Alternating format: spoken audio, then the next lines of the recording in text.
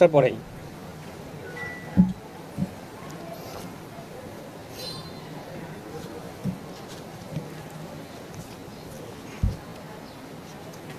শিশু মেয়ে সন্তানকে নৃশংসভাবে ধর্ষণ এবং হত্যাকাণ্ডের ঘটনা ঘটে। হৃদয় বিদারক এই ঘটনাটি সামাজিক যোগাযোগ মাধ্যম এবং প্রিন্ট ইলেকট্রনিক মিডিয়াতে ব্যাপকভাবে প্রচারিত হয় এবং দেশব্যাপী আলোচনার সৃষ্টি করে।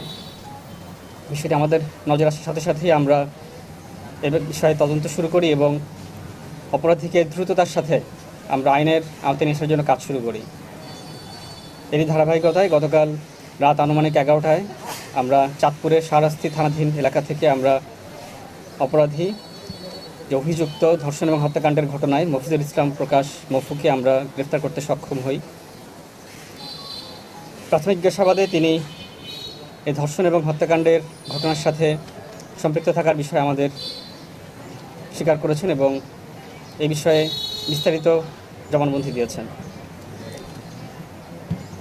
স্থানীয় সূত্রে জানা যায় ভিকটিমের পিতা সংযুক্ত আরব আমিরাত প্রবাসী এবং মাতা গৃহিণী এবং ভিকটিম শিশু মেয়েটি একটি স্থানীয় স্কুলেই ক্লাস 3-তে অধ্যয়নরত ছিল। এই গ্রীষ্মের এই তাপদাহে স্কুলের সময় সকাল 7টা থেকে 10টা পর্যন্ত ছিল এবং ওই দিন সকালে মেয়েটি স্কুলে যায়।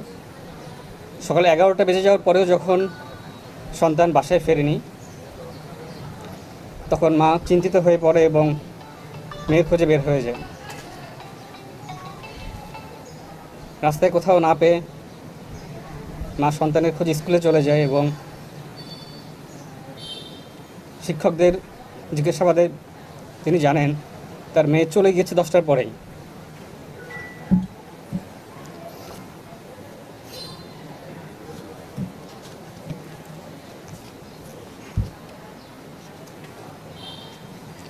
দুঃখিত। মা বাসায় ফেরত আসেন এবং দুপুর আনুমানিক 3:30টায়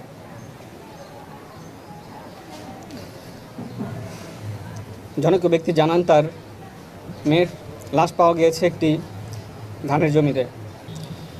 জিজ্ঞাসাবাদে তিনি জানান তিনি ভিকটিমের প্রতিবেশী এবং পুরো পরিচিত এবং এই সুযোগটাই তিনি নেন।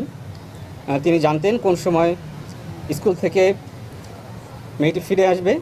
তিনি রাস্তার পাশেই ছিলেন এবং ফেরত আসার পথে আনুমানিক 11:15টার দিকে তিনি মেয়েটিকে তুলে নির্জন স্থানে নিয়ে যান এবং পাশবিক নির্যাতন করেন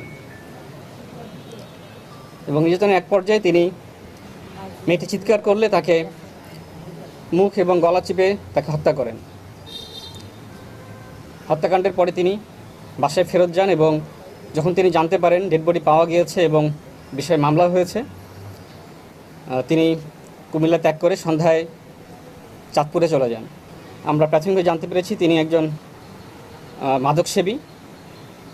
বাইরে তিনি টুকটাক রাজমিস্ত্রির কাজ করেন, জোগালির কাজ করেন।